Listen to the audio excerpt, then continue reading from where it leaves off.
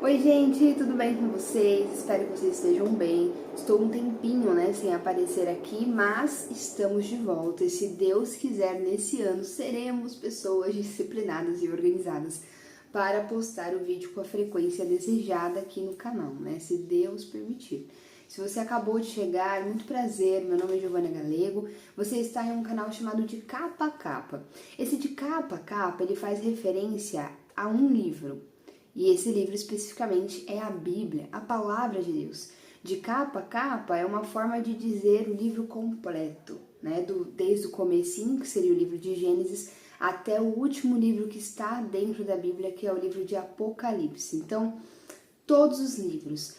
O canal se chama de capa a capa porque o propósito aqui é um só. É expor para você toda a escritura sagrada de Gênesis e Apocalipse, lendo junto com você, explicando o que está escrito ali, mas principalmente buscando encontrar, desde Gênesis até Apocalipse, o nosso Senhor Jesus Cristo. Porque sim, Ele está na Bíblia desde o princípio. João capítulo 1 fala que no princípio era o Verbo. O Verbo estava com Deus e o Verbo era Deus. O Verbo estava com Deus no princípio. Então, desde o começo de todas as coisas, nós já temos Jesus ali, a sombra dele. Tem um livro que eu comprei para o meu filho, uma Bíblia infantil. Nessas Bíblias que são adaptadas para as crianças pequenas, ilustradas, a coisa mais linda. E eu tô lendo com ele. E essa Bíblia, ela se chama assim, Histórias de Jesus da Bíblia, uma coisa assim. Mas o que eu acho lindo é o subtítulo que tá escrito assim, em todas as histórias há um sussurro dele, ou alguma coisa assim. Fazendo menção a essa questão de que em todas as histórias bíblicas, do começo ao fim, em tudo o que está nesse texto, nós temos a sombra de Cristo, nós temos o cheiro de Cristo, nós temos um sussurro a respeito dele. Gente, no Novo Testamento, logo depois que Jesus ressuscita, há um episódio, um momento em que ele está caminhando com os discípulos ali no caminho de Emaús, e caminhando com os seus discípulos, ele começa a expor para eles a Torá, o Antigo Testamento, os profetas, e mostrar para eles onde ele foi representado, onde ele foi demonstrado, enfim, onde ele se manifestou em cada porção do Antigo Testamento. Então Jesus ali está falando para os seus discípulos, olha, desde o Antigo Testamento, desde os profetas, eu já estava lá. E se Jesus disse isso aos seus discípulos, e os discípulos passaram a ter esse entendimento, eu e você, que cremos em Jesus Cristo como o único e suficiente Salvador, que também somos discípulos de Jesus, também deveremos saber onde ele está, onde ele se encontra em todo esse livro. Gente, ler a Bíblia com esse olhar faz toda a diferença. Faz com que você primeiro saia da religiosidade, saia da prática automática de ler a Bíblia todos os dias só para dizer que leu, sai dessa visão moralista da vida, que não é isso que o Senhor veio nos ensinar, não é uma visão moralista, a ideia de que você vai ser salvo pelo seu braço, pela sua capacidade de produzir boas obras, a ideia de que basta que você tenha bons princípios e você vai ser um bom ser humano. Não é isso que a Bíblia ensina para nós. O que a Bíblia ensina é que Jesus é o único caminho, a verdade e a vida, e ninguém vai ao Pai a não ser por Ele. A Bíblia ensina que não tem como produzir boas obras, bons frutos verdadeiros, se você não estiver enxertado na videira, que é Cristo, ou seja, só tem como você realmente ser alguém melhor se você nascer de novo em Cristo Jesus, se arrependendo da sua essência, recebendo o perdão de Cristo, recebendo o Espírito dele e passando agora a viver uma nova vida. Vida essa que tem um propósito, conhecer a Deus. E aí a Bíblia nos diz que a gente só pode conhecer a Deus através do Filho, do seu Filho amado Jesus Cristo. Então, precisamos conhecer e crescer no conhecimento de quem Cristo é. Essa é a razão do nosso viver. É isso que nos dá sentido, é isso que nos dá alegria, é isso que nos dá propósito. Esse é o nosso fôlego de vida. Jesus Cristo, aquele por meio de quem o Pai criou todas as coisas, aquele que sustenta tudo pela sua palavra poderosa. Então devemos gastar a nossa vida para conhecer quem é Jesus. E à medida que nós conhecemos quem é Jesus, à medida que nós conhecemos a imagem perfeita do Pai, nós que somos imagens quebradas, imagens imperfeitas, vamos sendo moldados conforme a vontade do Senhor e mais de Cristo vai sendo formado dentro da gente. Nós vamos ficando mais parecidos com Cristo e isso glorifica a Deus. Isso traz alegria ao coração de Deus. E quando Deus é glorificado, nós atingimos o nosso alvo e, portanto, também somos preenchidos de alegria e de satisfação, porque a alegria, a satisfação de viver está em viver o propósito, está em alcançar o seu alvo, está em conhecer a Deus verdadeiramente e ser como Ele é. E para isso é preciso conhecer Jesus Cristo. Então, nada melhor do que ler a palavra, e não ler de forma moral ou forma técnica, mas ler como em um relacionamento com o Filho amado. Ler em um relacionamento com o nosso Senhor Jesus. Então, a gente abre a Bíblia e a gente vai lembrar que o próprio Deus inspirou o autor do livro para que deixasse essas palavras escritas. Então, nós estamos ouvindo o próprio Deus falando conosco. Que grande privilégio é poder ter acesso a esse texto. Mais do que isso, que grande privilégio é ter o Espírito de Cristo habitando em você, o Espírito Santo, para que você consiga ter esse olhar sobre esse texto. Para que você consiga compreender além do que uma mera literatura ou um livro de história. Então, conforme a gente vai lendo, a gente vai pensar, a gente vai trazer a consciência de que Deus quis deixar isso registrado para nós. Deus tinha o desejo, Deus quis que nós soubéssemos daquilo que está registrado entre Gênesis e Apocalipse. E aí eu penso assim, se Deus quis que nós soubéssemos, se Ele deixou registrado, é porque Ele quer que a gente saiba. Se Deus preservou esses textos durante tantos anos até chegarem em suas mãos, traduzido no seu idioma, é porque Deus quer que você tenha acesso, Ele quer que você saiba, que você conheça. Agora, pelo amor de Deus, como não gastar tempo, como não se dedicar para entender e conhecer aquilo que Deus quer que a gente saiba? Gente, olha, Salomão em Eclesiastes vai falar que a quantidade de livros que podem ser produzidos é praticamente infinito. O homem produz livros de geração em geração, quantos e quantos livros não são produzidos? Um ser humano só nunca será capaz de esgotar todo o conhecimento existente, nunca será capaz de ler todos os livros que foram produzidos, muito menos os que serão. Mas, se de todos esses livros você só puder ler algumas poucas páginas, leia do único livro que realmente importa, aquele que revela o coração de Deus. E a Bíblia diz também em Colossenses que Jesus detém toda a sabedoria e todo o conhecimento. Nele estão escondidos os tesouros de toda a sabedoria e de todo o conhecimento.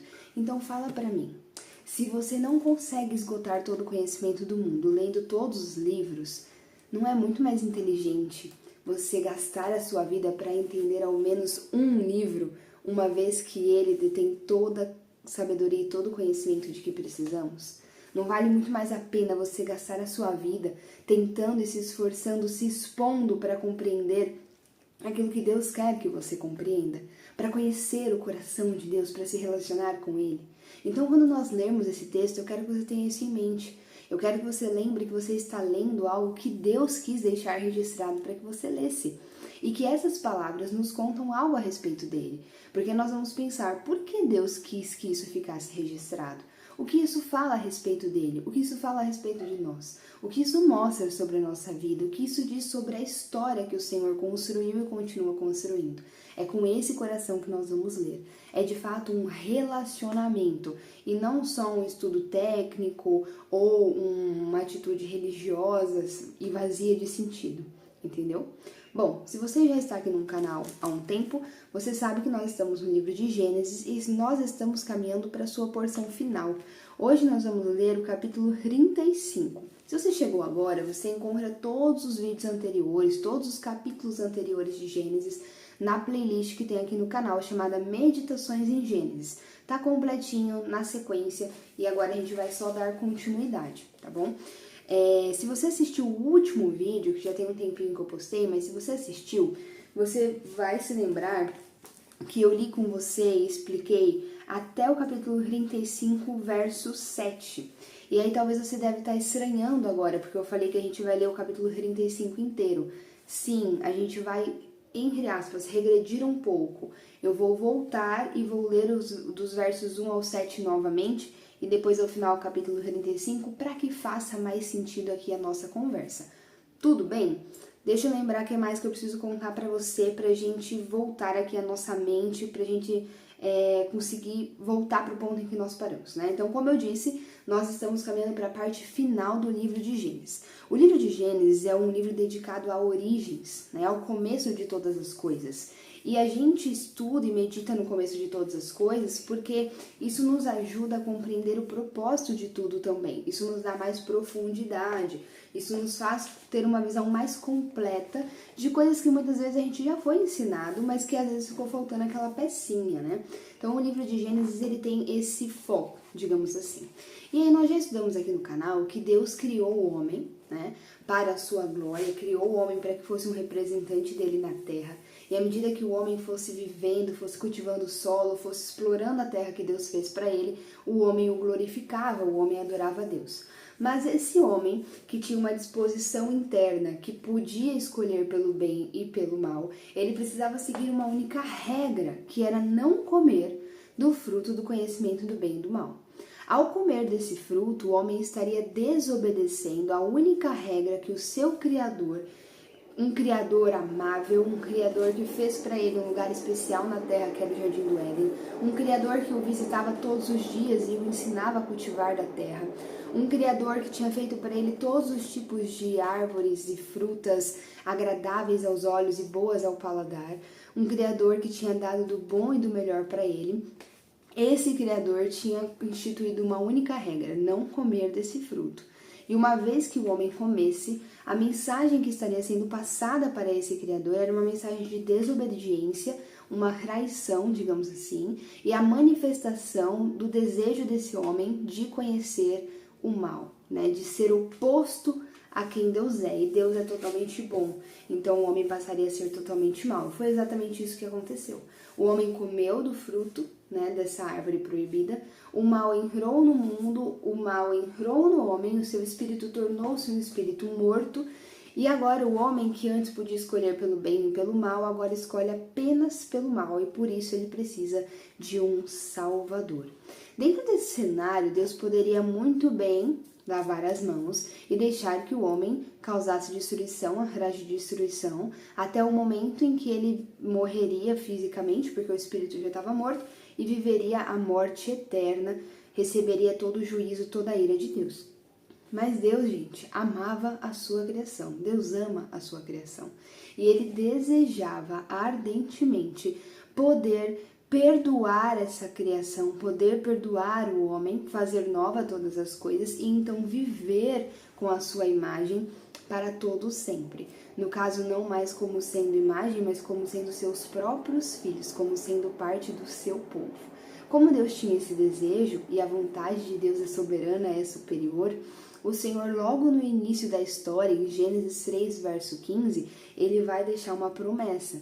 E a promessa é que ele enviaria um descendente, o descendente da mulher, ou seja, um homem que nasceria do ventre de uma mulher, daquela que havia sido enganada pela serpente, para que então o mal entrasse na terra quando ela compartilhou do fruto com o seu marido. Essa mulher, não essa mulher especificamente, mas a mulher, né, uma representante, uma outra mulher que viria, geraria um filho, um descendente. E esse descendente pisaria a cabeça da serpente. E a serpente, ali no Jardim do Éden, é a figura do inimigo. Então, ao dizer, quando Deus diz que esse descendente pisaria a cabeça da serpente, ele está dizendo, ele está pintando a imagem de um Salvador. E aí ele também diz que ao pisar a cabeça da serpente, essa serpente morderia o calcanhar desse descendente. E apenas isso é dito para Adão e Eva. Deus não dá muito mais detalhes, mas Adão e Eva, quando são expulsos do Jardim do Éden, saem com uma promessa no coração, saem com a esperança de que um dia eles poderiam retornar ao coração do seu Criador. Um dia eles poderiam ser perdoados, poderiam ser salvos. E eles saem do jardim com essa esperança. E a única coisa que eles sabiam é que esse Salvador seria um homem, que ele nasceria do ventre da mulher. E a partir de então, a gente começa a ter o desenho de uma genealogia. Uma genealogia que é a genealogia da esperança, a linhagem da promessa. Homens que guardavam em seu coração essa promessa que havia sido liberada sobre Adão, né? O antepassado desses homens, aquele que deu origem a toda a humanidade. Então, quando Eva teve seus filhos, eles passaram essa promessa adiante. E aí os seus filhos tiveram outros filhos e passaram a promessa adiante. E conforme esse movimento vai acontecendo, parte da família vai abrindo mão da promessa, deixa de crer na promessa e vai se envolvendo e deixando com que o pecado crescesse cada vez mais. E o pecado vai se alastrando pela terra e causando muito mal. Só que sempre, sempre, em todas as gerações, Deus mantém um remanescente, ou seja, Deus mantém alguns que ainda perseveram, que ainda acreditam e guardam essa promessa no coração. Então, ao longo da leitura do livro de Gênesis, a gente vai percebendo o desenrolar dessas genealogias. Essa genealogia inicial, que começa com Adão e Eva, né? Então depois vem ali Caim e Abel. Aí você tem Abel como aquele que guarda a promessa, mas Caim como aquele que é inimigo de Deus, que não crê na promessa, que quer adorar Deus do jeito que ele quer, que dá ouvidos ao pecado e deixa o pecado crescer no seu interior a ponto de assassinar o próprio irmão. E aí ele recebe o juízo divino, Caim vai dar origem à sua própria descendência, e aí a descendência de Caim, a exemplo dele, é uma descendência que não guarda a promessa, a descendência da serpente. E essa descendência vai se desenvolvendo e alastrando sobre a terra. E Abel morreu, só que Deus, em sua infinita misericórdia e sua bondade, dá a Eva um outro filho homem chamado Sete. E Sete, assim como Abel, também guardava a promessa. Sete vai ter um filho chamado Enos, que também guarda a promessa. E na época de Enos, o nome do Senhor vai ser invocado na terra. Mesmo fora do jardim do Éden, mesmo em um mundo de queda, o homem vai invocar o nome do Senhor, ou seja, vai cultuar a Deus através dos sacrifícios, conforme Deus havia ensinado Adão e Eva a fazerem lá dentro do jardim ainda. Enos vai passar isso para os seus filhos, e assim adiante, até a gente chegar em Noé, que também era alguém da linhagem da promessa. E aí, gente, eu não vou continuar essa história, porque já estamos aqui com quase 20 minutos. Se você quiser entender esse desenho, assista os outros vídeos, mas eu só quero mostrar para você que, resumidamente, o livro de Gênesis é como se fosse uma grande genealogia. É Deus contando a história dele, vindo salvar o seu povo através de seres humanos como nós. E por isso, em cada geração, existe uma família, existe um homem ali, existem seres humanos que Deus levanta e que Deus acende o coração deles para guardar, para crer na promessa. E essa promessa vai sendo passada adiante, até que um dia, em Belém, nasce o menino Jesus, nascido do ventre de Maria, uma virgem pobre que vai ser agraciada aí com a gestação do Filho de Deus. Então, a promessa se cumpre. Jesus nasce, se desenvolve e realiza a obra que o Senhor tinha entregue a ele, que foi dar a sua vida em sacrifício. E após morrer na cruz do Calvário, ou seja, de fato, ele teve o seu calcanhar mordido, mas assim que logo depois que ele morre, passado 3 dias, ele ressuscita e pisa a cabeça da serpente. E ao ressuscitar, ele agora tem o direito de perdoar todo aquele que nele crer, de dar vida eterna àqueles que nele creem. E a partir dessa fé, nós que somos criaturas quebradas, nos tornamos filhos de Deus. Como João capítulo 1 diz, nós somos gerados em Deus. Gente, isso é surreal. Não tem nem como explicar isso, mas é isso que acontece quando nós cremos no Filho de Deus, em sua obra. Nós somos gerados em Deus, nos tornamos filhos e agora podemos aguardar o dia da sua volta. Então o livro de Gênesis é o início dessa grande e maravilhosa história. E como eu falei, é basicamente uma genealogia, é basicamente a história de famílias e famílias que estão apontando para esse grande desígnio do Senhor. Só que nessa genealogia existem pessoas ali presentes que vão ter um papel mais significativo nesse desenho da história, e aí é como se Deus, quando estivesse colocando ali os nomes, né, na árvore genealógica, ele fizesse uma pausa e contasse, ó, esse foi fulano, ele fez isso, aconteceu isso, nananana. Porém, esse fulano, ele não deixa de ser um homem pecador, então ele vai voltar para o pó da terra em algum momento. E aí ele morre e ele passa. E agora ele aguarda, né, a vinda do Senhor para viver a eternidade, porque é alguém que guarda a promessa. Porém, ele passou dessa vida aqui que nós conhecemos. E aí, e agora? E aí o Senhor levanta um descendente dele para continuar guardando a promessa e assim vai. Então, como eu falei, são vários nomes, é basicamente uma história de família, mas existem alguns que tiveram um papel mais significativo e aí Deus faz uma pausa ali no livro de Gênesis para nos contar detalhes a mais da história deles. Entre esses homens estão Abraão, que nós já estudamos aqui no canal, depois seu filho Isaac, que nós já estudamos, e o seu filho Jacó, que era o patriarca, né? Esse homem que teve um papel importante na formação da nação de Israel, de onde Jesus vai nascer. Esse patriarca foi o último que nós estávamos meditando aqui no canal. E a gente não concluiu a história dele, ficou faltando o finalzinho. Então hoje no capítulo 35, a gente vai perceber que o texto está começando a passar por uma transição. O texto começa a dar desfecho para os personagens da história de Jacó. Ele começa a fechar algumas lacunas, porque em breve, no capítulo 37, a imagem, digamos assim, o foco da câmera vai mudar. Jacó não estará mais no foco da imagem, mas os seus filhos passarão a ocupar esse foco. E a partir do capítulo 37, a gente vai começar a se dedicar a conhecer José e também Judá, um outro filho de Jacó, e logo depois a gente caminha para o fechamento do livro de Gênesis. Então, hoje no capítulo 35, vocês vão perceber que nós estamos caminhando para o fim, não necessariamente o fim, porque Jacó não vai morrer agora, ele vai permanecer vivo, e ao longo da história de José e de Judá, ele vai ter participações, mas nós estamos caminhando para um momento da história em que Jacó não estará mais no centro do enredo, entende? Ele não vai mais estar ocupando ali o centro dessa história. Então, o autor Moisés, que é o autor de Gênesis, começa a fechar essa história e dar alguns desfechos para nós. Combinado? Então, tendo dito tudo isso, uma baita de uma introdução, mas é porque faz muito tempo que eu não apareço aqui, né, gente? Então, precisávamos nos atualizar. Tendo dito tudo isso, vamos fazer a leitura. Então vamos lá. Gênesis capítulo 35, verso 1, começa assim.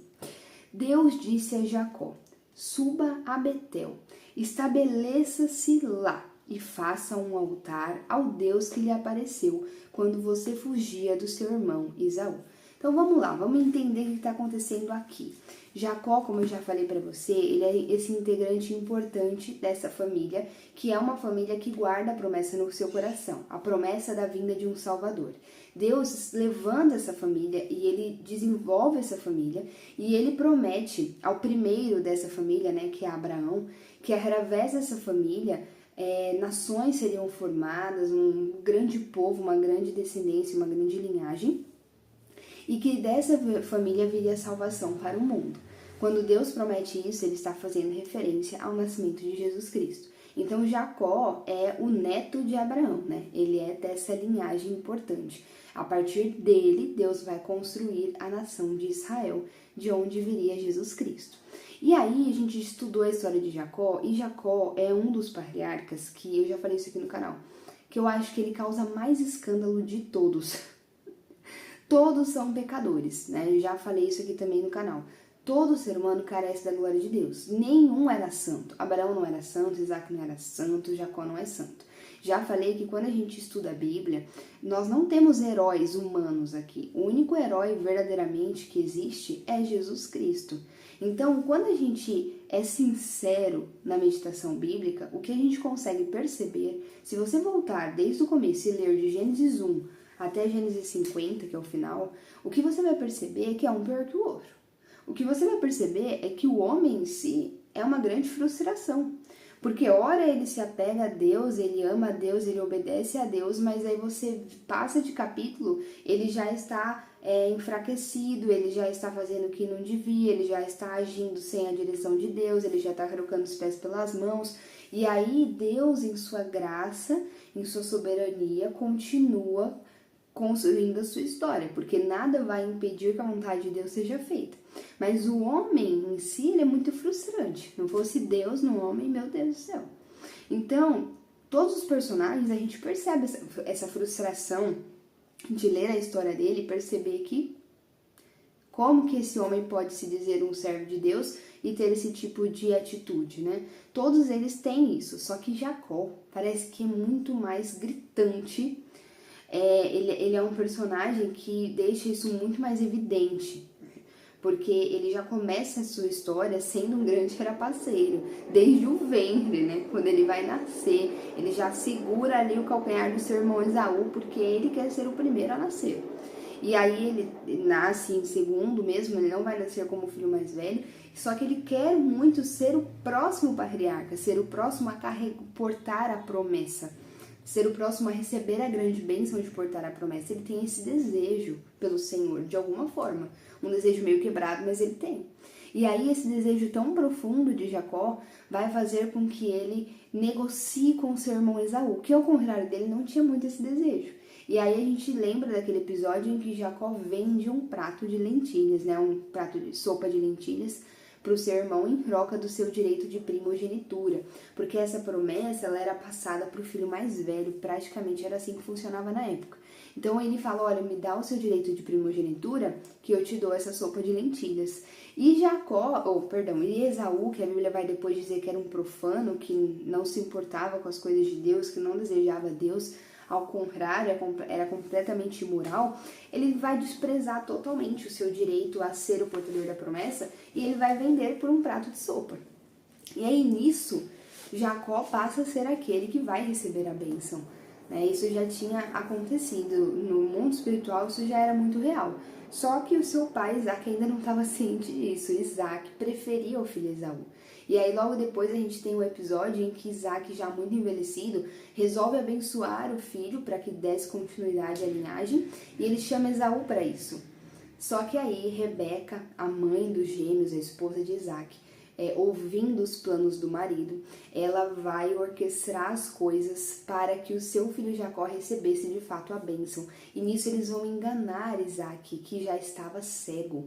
E aí eu não sei se você lembra dessa história, uma história muito famosa, em que Jacó se veste de Esaú, eles dão uma forjada lá para que Isaac cego pudesse tatear ali o braço de Jacó e achar que era Esaú. E isso vai acontecer, Jacó vai enganar o seu pai e vai receber a bênção no lugar de Esaú.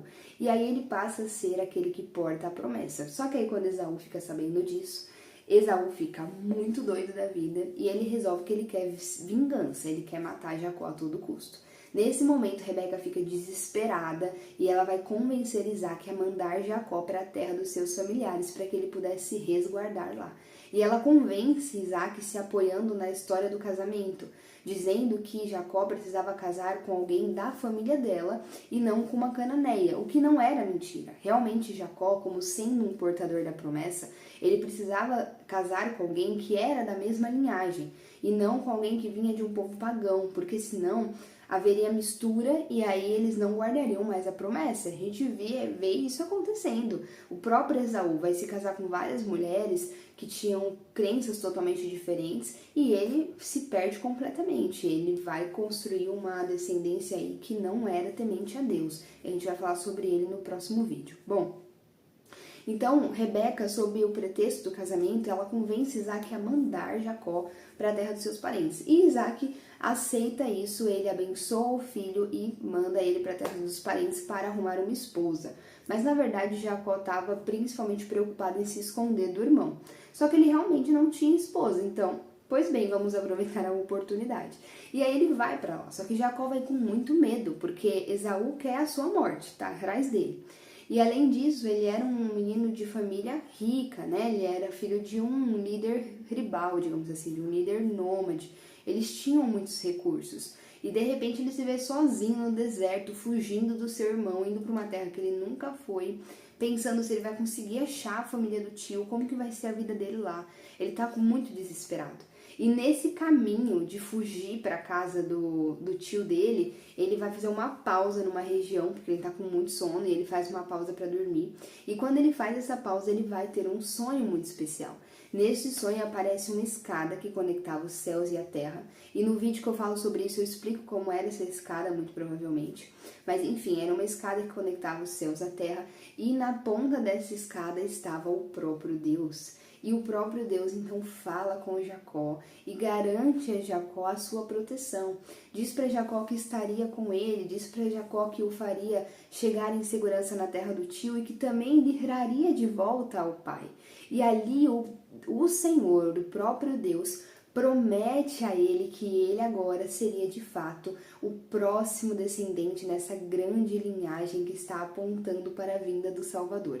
Então, até esse ponto da história, Jacó tinha roubado o direito do irmão, enganado seu pai Isaac, que o abençoou sem ter consciência disso. Depois ele recebe a bênção consciente do pai e agora, oficialmente, ele recebe a promessa da boca do próprio Deus. E aí nesse vídeo eu falo um pouco mais sobre isso, né? Jacó claramente não era alguém que merecia. Ele buscou isso pelos meios mais indevidos. Só que justamente ninguém merece.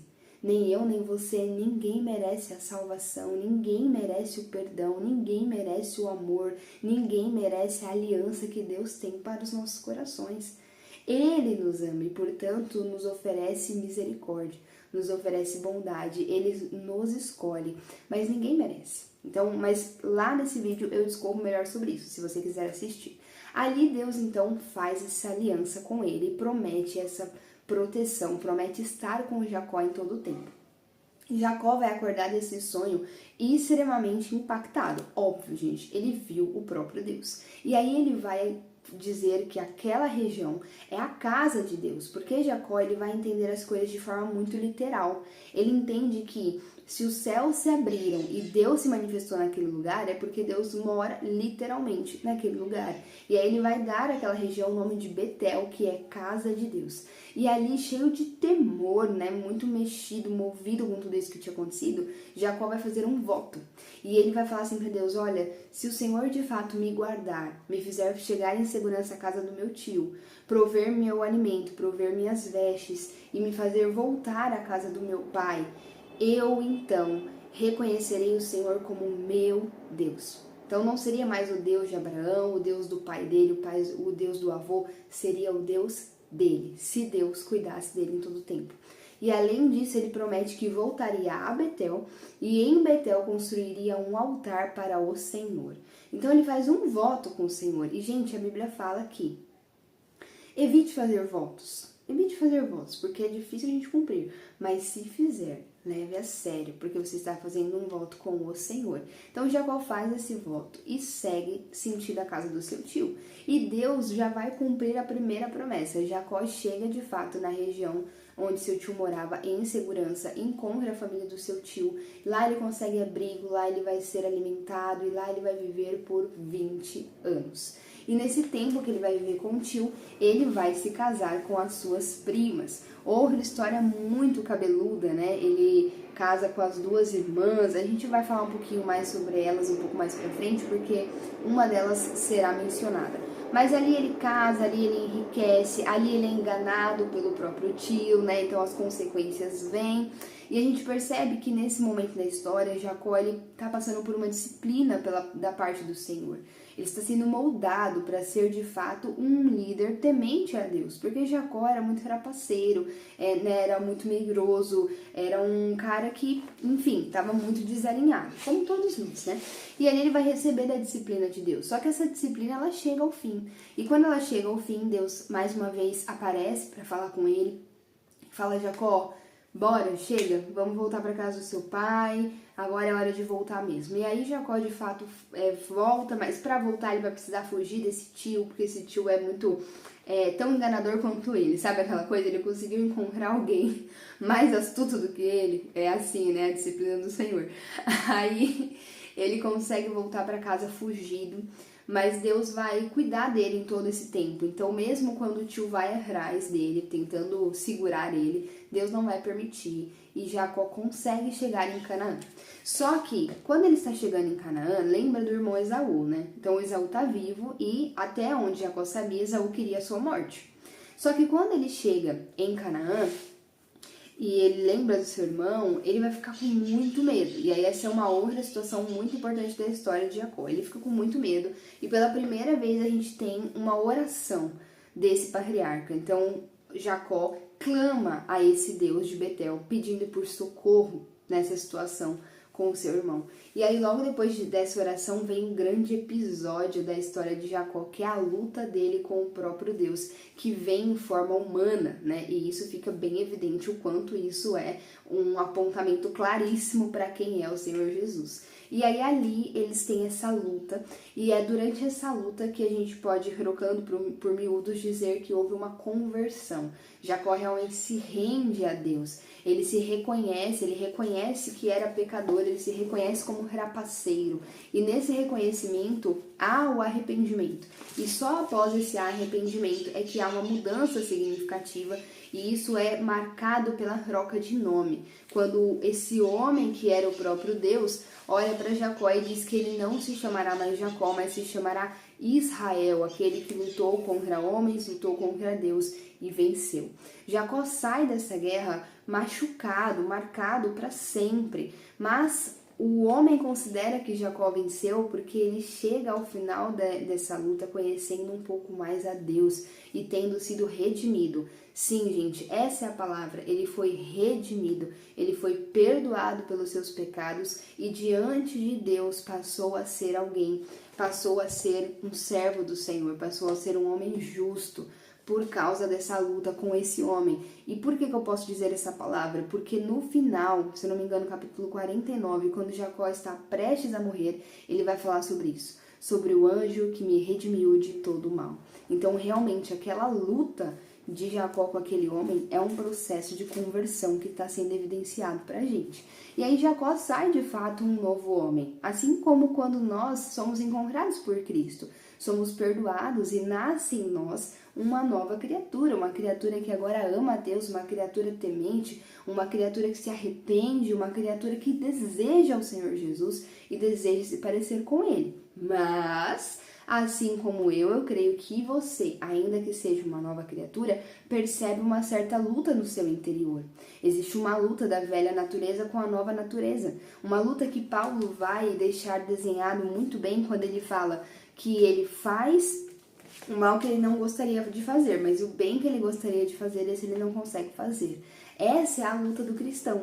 Nós de fato somos novas criaturas e por isso desejamos a Deus. Mas parece que a nossa fraqueza muitas vezes nos impede de fazer aquilo que nós realmente gostaríamos de fazer. Então Jacó, gente, a partir desse episódio, ele realmente é uma outra pessoa, ele realmente foi redimido.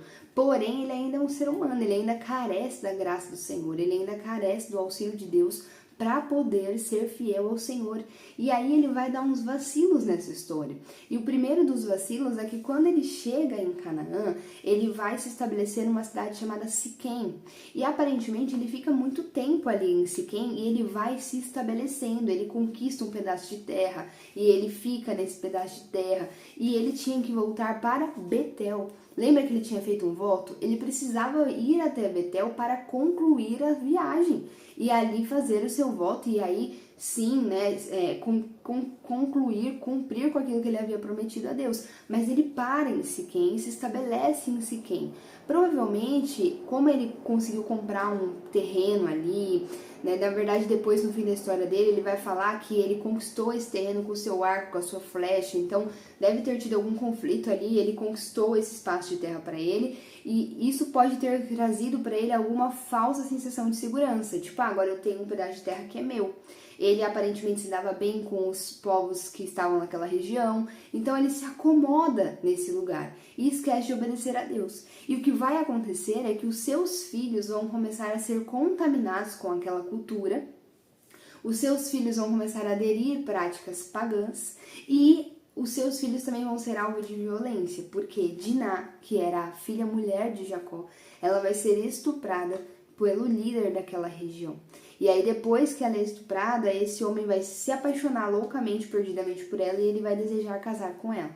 Quando Jacó fica sabendo disso, ele não vai ter muita reação. A gente falou sobre isso no último vídeo, o que é uma coisa que nos deixa bem impressionados. Ele fica meio que omisso nessa história. Mas quando os seus filhos, porque ele tinha 11 filhos nessa altura, né? E um ainda estava para nascer. Ele tinha 11 filhos homens. Quando seus filhos ficam sabendo o que tinha acontecido com a sua irmã Diná, os filhos dele vão ficar desesperados, assim, desesperados não, enfurecidos, essa é a palavra melhor, enfurecidos, e vão querer vingança. E eles vão se apoiar na própria fé, vão se apoiar em algo que era tão importante que Deus tinha com aquela família, que era o sinal da aliança, que era a circuncisão, o sinal da aliança de Deus com aquela família. Eles vão usar isso como pretexto para enganar esse povo e poder exterminar esse povo. Então eles falam para aquele homem, falam assim, olha, tudo bem, a gente deixa você casar com a nossa irmã se todos vocês forem circuncidados, porque nós não podemos nos envolver com quem não é circuncidado. Eles vão contar toda uma história, os homens vão cair nessa história, todos os homens daquela nação vão ser circuncidados. E aí quando eles estavam ali se recuperando dessa cirurgia, os filhos de Jacó invadem essa região e exterminam. Matam todos os homens, destroem tudo e depois vão também saquear os pertences deles. Então vão agir assim de forma muito violenta, sangrenta, injusta, fazendo justiça com as próprias mãos. Diante disso, Jacó fica desesperado e o medo de Jacó, veja só, a preocupação de Jacó não é nem tanto com o mal que os filhos dele causaram, mas ele fica com medo da resposta, né? Ele fala assim, agora os povos vizinhos, quando souberem o que a gente fez com esse povo, eles vão matar a gente, eles vão nos destruir.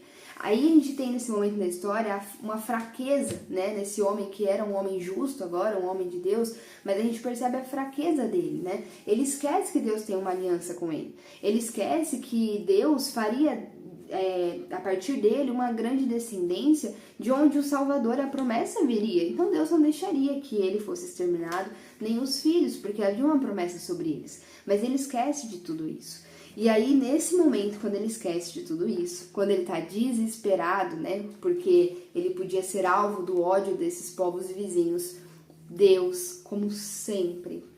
Gente, nós esquecemos de Deus, mas Deus nunca esquece da gente. A gente abandona Deus, mas Deus não abandona a gente. Então, nesse momento, Jacó tá morrendo de medo, ele tá desesperado, ele não acredita que Deus pode cuidar dele, ele esquece que Deus tem uma aliança com ele esquece que ele tá debaixo de uma promessa, ele esquece que ele tem um Deus que é o Deus criador de todas as coisas, o único Deus verdadeiro, ele esquece de tudo isso. Mas mesmo ele esquecendo de tudo isso, demonstrando uma fraqueza na sua fé, Deus fala com ele e o salva dessa fraqueza, né? O levanta, tira ele desse estado de fraqueza, que é o versículo 1 que nós lemos.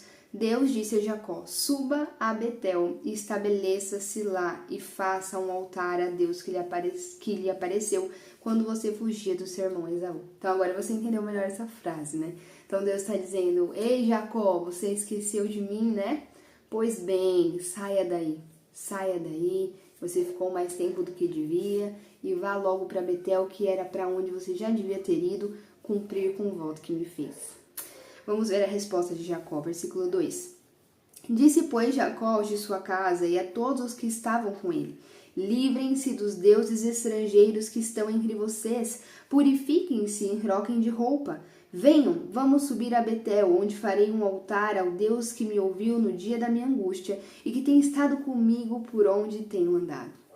Então veja, no versículo 2 e no versículo 3, Jacó agora está chamando os seus filhos para que se purificassem, sinal de que eles começaram a se misturar com outros povos, sinal de que eles começaram a adorar outros deuses, sinal de que eles começaram a usar as estatuetas, né, que era uma forma como se adoravam os deuses da época, sinal de que eles estavam usando as roupas idólatras, as roupas cultuais, os brincos, né? Existe uma discussão que talvez os brincos fossem brincos que estavam nas estátuas, mas pode ser que estivessem neles também, enfim.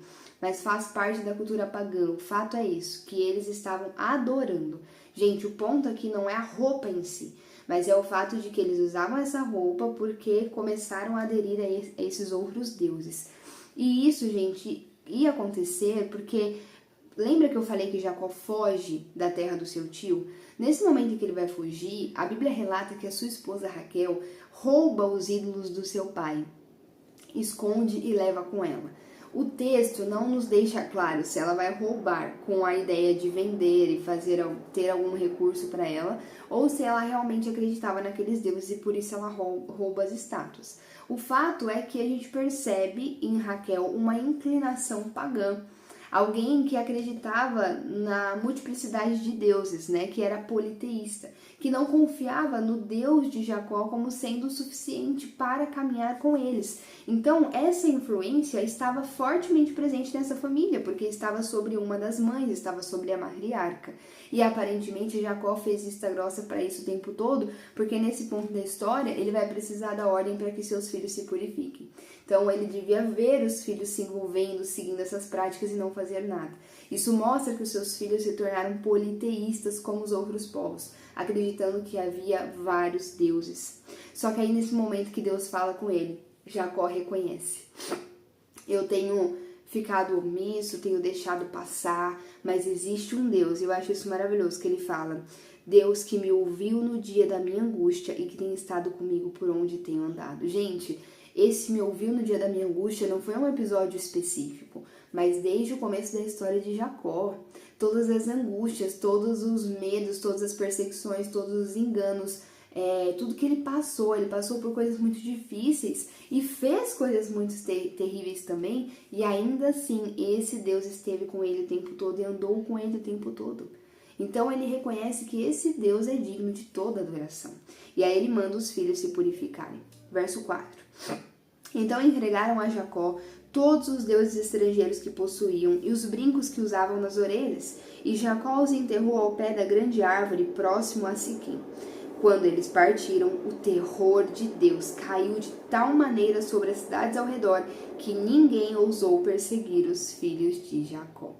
Então, eles vão de fato tirar todos os deuses, os brincos, todos os utensílios que eles usavam para adorar outros deuses e vão enterrar debaixo de uma árvore que ficava na região de Siquém, onde eles estavam. Essa prática de enterrar os deuses, de enterrar os brincos, era uma prática muito comum para comunicar um fim, sabe? Tipo, olha, não adoramos mais esse Deus, estamos exterminando, estamos acabando com isso. Futuramente, muitos anos depois, vão substituir essa prática pelo queimar, né? Então, tipo, queimou o ídolo, que não quer mais saber, enfim. Mas nessa época eles enterravam, que era esse sinal de morreu para nós. Nós não cremos mais neles, nós não adoramos mais. Então eles enterram tudo. E aí no versículo 5 nós temos o terror de Deus. Então quando eles finalmente enterram tudo, eles estão... Perceba que eles enterram em Siquém. Então é como se eles estivessem deixando algo para trás. Chega, até aqui nós nos misturamos, nós somos politeístas, mas agora, né, Jacó falando para os filhos deles, agora chega, nós vamos servir ao único Deus. E aí eles encerram esse ciclo da vida deles, enterram esses deuses nessa árvore em Siquém e prosseguem para Betel. E nisso que eles vão continuar a caminhada para Betel, o terror de Deus desce sobre os povos vizinhos que queriam acabar com a família de Jacó por causa do que eles tinham feito. E aí talvez você pense assim, nossa, mas que injusto, porque eles realmente fizeram algo muito terrível. Sim, eles fizeram e Deus vai fazer a sua justiça. Quando a gente chegar em Gênesis 50, a gente vai falar bastante sobre isso, porque em Gênesis 50, Jacó vai abençoar cada um dos filhos e aí ele vai trazer à tona os erros que os filhos cometeram e a medida correta para cada um vai ser passada.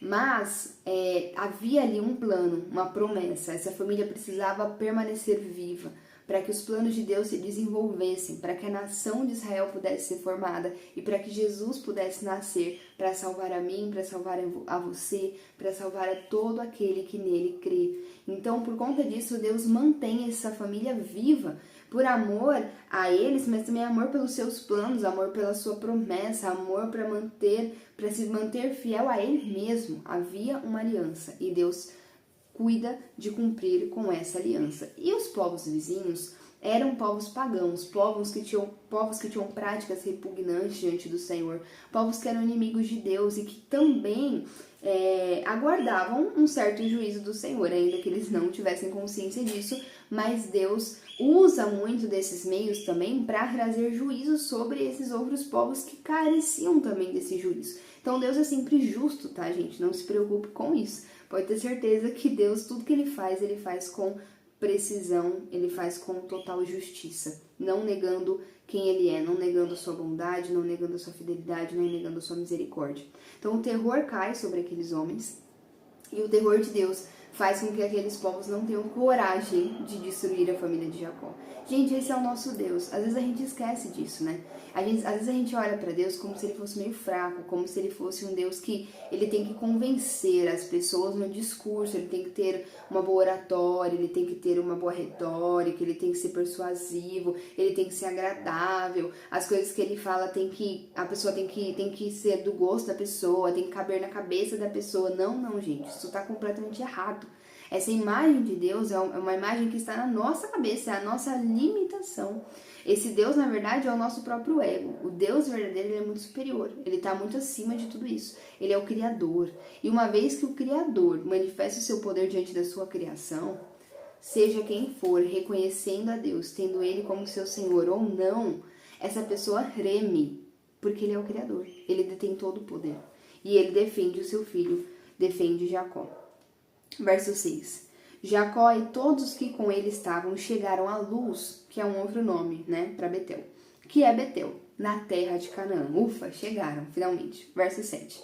Nesse lugar construiu um altar e lhe deu o nome de El-Betel, porque ali Deus havia se revelado a ele quando fugia do seu irmão. Então, finalmente, Jacó chega na região de Betel e cumpre com o seu voto, né? Constrói o altar e nomeia esse altar de El-Betel. El-Betel é o Deus de Betel.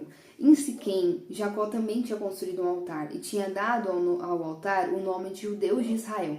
Lembra que eu falei que ele fez um voto de que se Deus cumprisse com tudo ali, cuidasse dele, etc., se Deus fizesse isso, Deus então seria o Deus dele? Não seria mais o Deus de Abraão, o Deus de Jacó, o Deus de Isaac, mas o Deus dele? Então, ele cumpre com essa parte do voto, dizendo, olha, fez um altar em Siquém, disse o Deus de Israel, né? Então agora esse é o meu Deus, eu assumo o Deus de Abraão como sendo o meu Deus também. Só que ele cumpre parcialmente. Ele tinha que ir até Betel, construir um altar ali, foi isso que ele tinha prometido para o Senhor. Gente, com Deus não existe meio termo, ou você está ou você não está. Sabe, essa história de, não, mas isso é muito radicalismo. Não, gente, o cristianismo, ele é sobre nascer de novo, é sobre morrer para si e renascer em Cristo Jesus. Não existe meio termo nessa conversa. Ah, mas tem muitas pessoas que são adeptos do cristianismo, que são, como é que eles falam?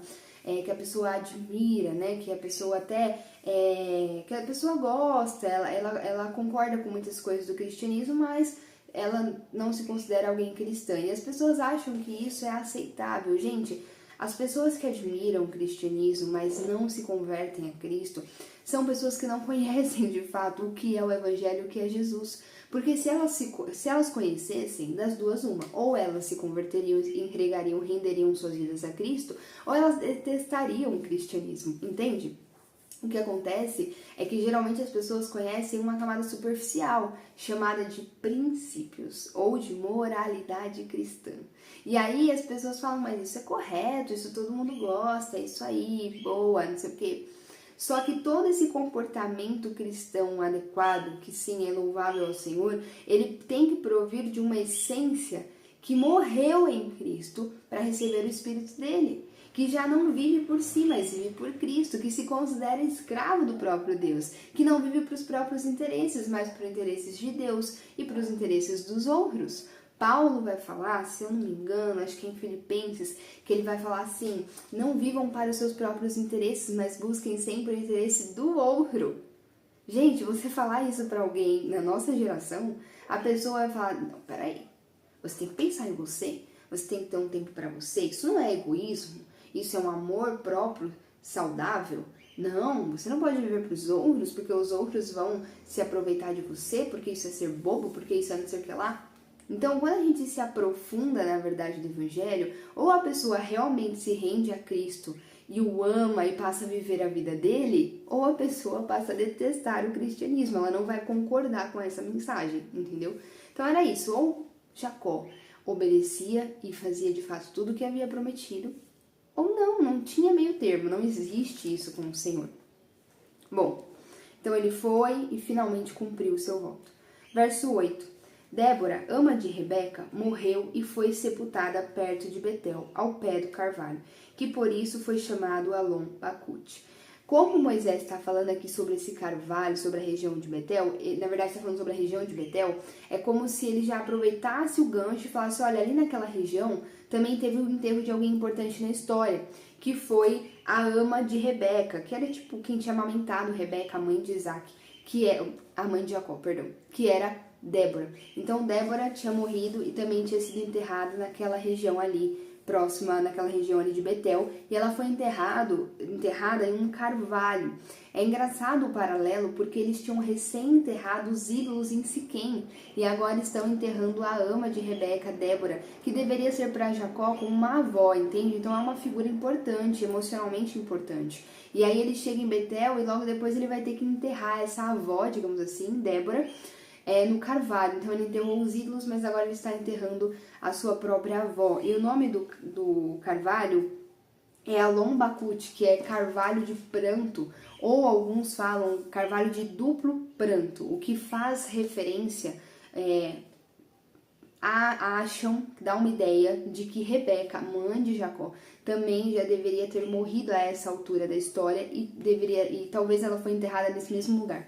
E por isso carvalho de pranto, de duplo pranto. Por que pensam isso? Porque Rebeca não vai ser mais mencionada na história. A gente tem a morte de Isaac sendo relatada, a gente tem a morte de Débora e a gente não tem mais falando nada sobre Rebeca, só lá no final que Jacó vai falar que a sua mãe foi enterrada junto com Isaac na caverna de Macpela, assim como Abraão e Sara. Mas a gente não tem o relato da morte de Rebeca de fato. Então, como não se fala mais nada, Jacó não vai ver a sua mãe Rebeca. A gente vai ver que até o fim do capítulo, Jacó chega a ver o pai, né? Chega a ver seu pai Isaac, mas não fala sobre a mãe dele. Então, provavelmente, quando ele chegou em Betel, ela já tinha morrido. E provavelmente tinha sido enterrada ali onde Débora foi enterrada também. E aí, talvez você pense, por que isso está sendo mencionado agora? Por várias razões. Primeiro, porque o autor já estava falando sobre a região de Betel, então já aproveitou para falar também sobre outra coisa que aconteceu ali. Depois que a gente percebe Moisés traçando esse paralelo com o enterrar dos ídolos, né? Então Jacó deixou para trás a história dele, deixou para trás esse paganismo nos filhos, enterrou, mas agora ele está enterrando alguém importante, né? Está enterrando a ama da sua mãe, isso gera um vínculo emocional, então envolve pranto, envolve choro, e aí, gente, não tem como a gente não pensar que as nossas ações têm consequências. É verdade que Deus é bondoso, misericordioso. Jacó ficou enrolando lá em Siquém, né? Não quis cumprir o voto por completo, esqueceu que tinha um voto com Deus, ficou confortável lá e Deus, em sua misericórdia, em sua bondade, aparece para Jacó, desperta ele para ele voltar e cumprir o voto. Mas isso não significa que não existem consequências. Quando Jacó finalmente chega em Betel, a sua mãe Rebeca já morreu e logo em sequência a sua ama também morre. Então, gente, os nossos pecados, as nossas decisões contrárias à vontade de Deus, né, o nosso comodismo, a gente se acomoda em viver longe daquilo que Deus disse pra gente viver, a gente se conforma com essas coisas, a gente não busca a vontade de Deus, a gente troca os pés pelas mãos, a gente se esquece dele, a gente abandona Deus muitas vezes. E sim, Deus é misericordioso e enquanto houver vida, há esperança para que você se arrependa e conserte as coisas, mas também é verdade que quanto mais você está afastado da vontade dele, mais consequências ruins vêm sobre a sua vida. Não castigo, não estou falando de castigo, estou falando de consequências, de coisas que é o colher o que você plantou, entende? Então, infelizmente, Jacó chega na região de Betel e a sua mãe, que ele tanto amava no começo da história, a gente vê isso, que Jacó era muito vinculado, muito próximo de Rebeca. Rebeca preferia Jacó ao filho Esaú. E essa mãe que ele tanto amava, que fez ele enganar o pai, né? Foi a principal motivadora ali para ele enganar o pai, que depois jogou ele para se refugiar na casa do tio. Ele não vai ter a chance mais de vê-la. Então, a última vez que ele viu a sua mãe foi naquele contexto de engano, de medo, de um irmão contra o outro. Então, gente, o mal, o pecado, aquilo que é contrário ao coração de Deus, traz consequências graves, traz sim males para as nossas vidas. E por isso a gente tem que estar atento. Me veio algo ao coração agora e, enfim, vou falar um exemplo sobre isso, né? Às vezes você está num casamento e você se sente frustrada nesse casamento, ou frustrado. Às vezes o seu cônjuge não te corresponde adequadamente, ou você tinha uma expectativa e esse cônjuge não supra essa expectativa, você olha para ele e só vê o que não gosta e tem muitos problemas. E em vez de seguir os conselhos do Senhor e lutar pelo seu casamento, e aqui abro um parênteses, estou falando de questões pelas quais devemos lutar, tá? Não estou falando de casos de abuso físico, não estou falando desse tipo de coisa. Estou falando de, por exemplo, às vezes tem uma personalidade diferente da sua, muita briga, muita confusão, não tá se entendendo, ou perdeu o interesse pela pessoa, e aí tá pensando em outras pessoas, tá conversando com outras pessoas de uma forma que não deveria estar conversando. Enfim, tem problemas rondando o seu casamento, e em vez de você proteger o seu patrimônio, em vez de você proteger o seu matrimônio, né, proteger o seu casamento, de orar pelo seu casamento, de cortar as relações com quem não deveria estar tendo relações, não deveria estar conversando, de se arrepender de verdade das suas atitudes, de ter estratégias para evitar, sabe? Não assistir certas coisas, não falar com certas pessoas, não ficar sozinho, trocar os pensamentos que não deveria ter por outros pensamentos, gastar mais tempo orando, lendo a palavra, gastar mais tempo se dedicando ao seu cônjuge. Em vez de fazer isso, você vai justificando o seu erro. Você vai falando assim, mas ele não liga pra mim. Mas ele tá vendo? Ele não se importa. Tá vendo? Eu tentei ficar com ele e ele não quer ficar comigo. Então, é isso, ele não quer mesmo. E aí, ao invés de você lutar contra, você vai dando mais alimento pro que é ruim. Você vai fortalecendo a divisão que tá criando entre vocês. Você vai aumentando esse muro dentro do seu casamento. Até o momento em que isso rompe de uma vez e um grande estrago acontece, e muitas vezes esse casamento acaba em divórcio, e aí os seus filhos sofrem horrores com isso. Às vezes os filhos se dividem, né? Um vai com o pai, outro vai com a mãe, os filhos ficam com mágoa de tudo aquilo que aconteceu. E é verdade que se você se arrepender em algum momento, mesmo após o divórcio, o Senhor pode te perdoar. Pode, se houver arrependimento genuíno, o Senhor vai te perdoar. E Ele vai fazer novo o seu interior, e você vai começar a crescer na caminhada com Ele, vai haver paz no seu coração. Porém, você concorda comigo que a consequência ficou? Os males causados, no sentido de o casamento já não existe mais, os filhos de repente machucados. Deus pode curar as emoções, Deus pode redimir, Deus pode sim trazer cura aos males que acontecem no coração de cada um, claro que pode, mas às vezes algumas consequências elas não vão ser desfeitas. Às vezes é um casamento que talvez não vai mais voltar a existir. Talvez sim, Deus pode, eu não quero acabar com a esperança de ninguém aqui, Deus pode sim, se essa for a vontade dele, mas às vezes pode ser que não aconteça mais, pode ser que realmente perdeu, e é uma consequência dura, é aquela cruz que você vai ter que carregar. Então, gente, não brinquem com o pecado.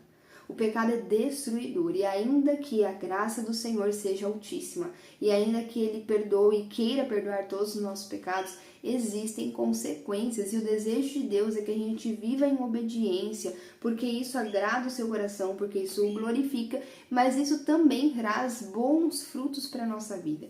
E Deus deseja que a gente viva uma vida de paz, uma vida de alegria. Bom, então seguindo para o verso 9.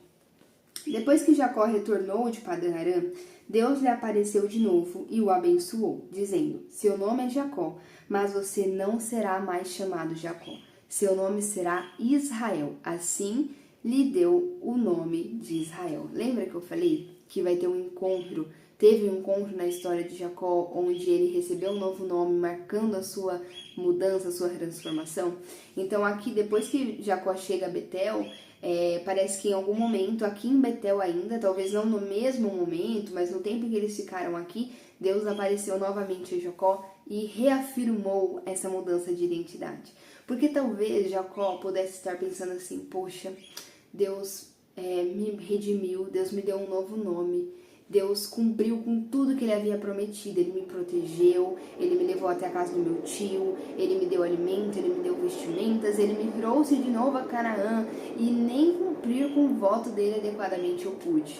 Eu deixei meus filhos se tornarem politeístas e adorarem outros deuses, eu fiz tantas coisas. Talvez Jacó estivesse pensando assim, eu acho que eu não sou mais Israel, eu acho que eu não sou mais digno de carregar este nome.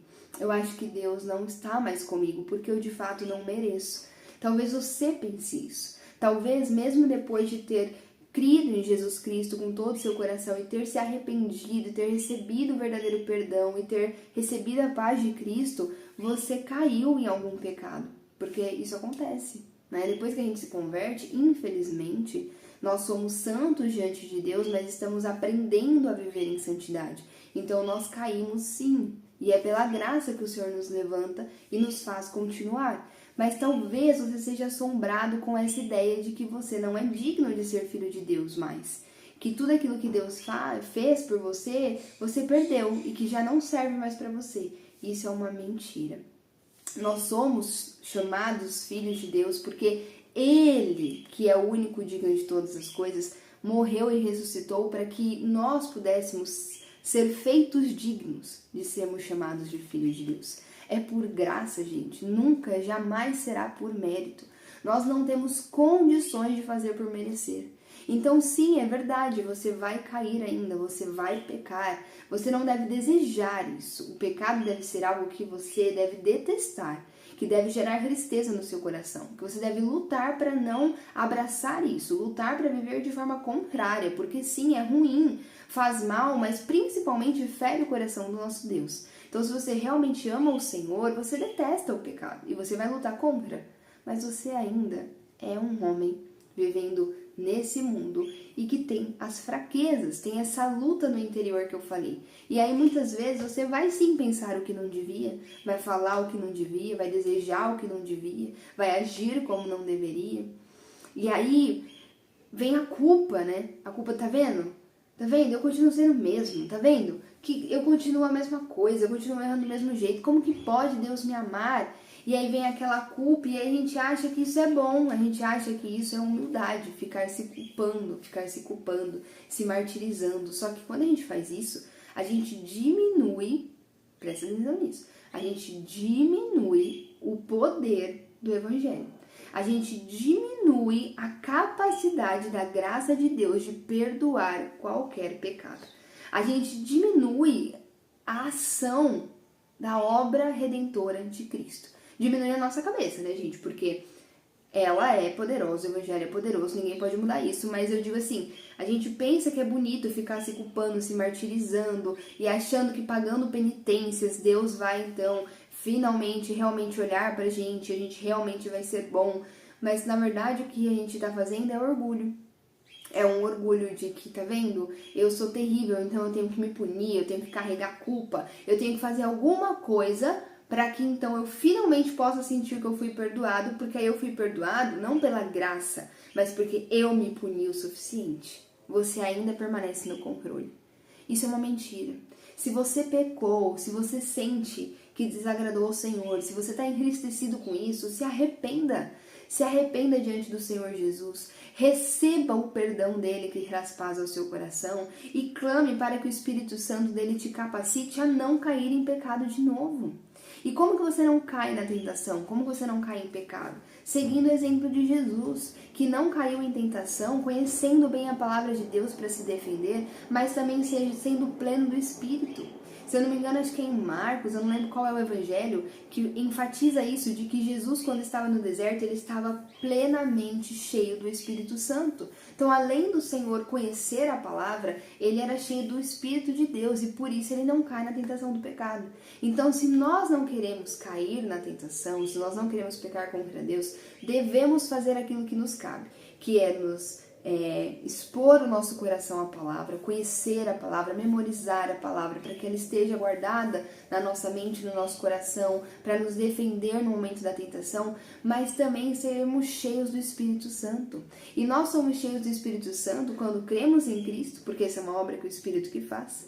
Mas uma vez que o Espírito habita em você, Paulo vai falar em Efésios que quando a gente cultiva a nossa vida com aquilo que é louvável, quando a gente canta salmos, quando a gente canta hinos de adoração, quando a gente canta louvores ao Senhor, quando a gente lê a palavra, quando a gente fala sobre Deus, quando a gente é grato pelo que o Senhor está fazendo, quando a gente se dedica à oração, quando a gente caminha com quem ama Deus, quando a gente cultiva a nossa vida com tudo aquilo que tem algum tipo de louvor, com tudo que é louvável, com tudo que é agradável, a gente vai fazendo, digamos assim, aquilo que nos cabe para sermos mais cheios do Espírito Santo de Deus. Então, saiba que, ainda que você tenha pecado, ainda que você tenha, de repente, demorado para obedecer uma ordem do Senhor, recentemente eu estava falando sobre isso com um amigo, ainda que o Senhor tenha te dado uma ordem, uma direção, e você demorou para obedecer, e você fez algo que hoje está te trazendo culpa, está te gerando dor, simplesmente se arrependa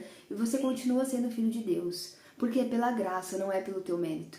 Por isso que Deus, gente, Deus é tão amoroso, Deus poderia não falar isso, mas Deus faz questão de enfatizar: Jacó, você ainda é Israel para mim.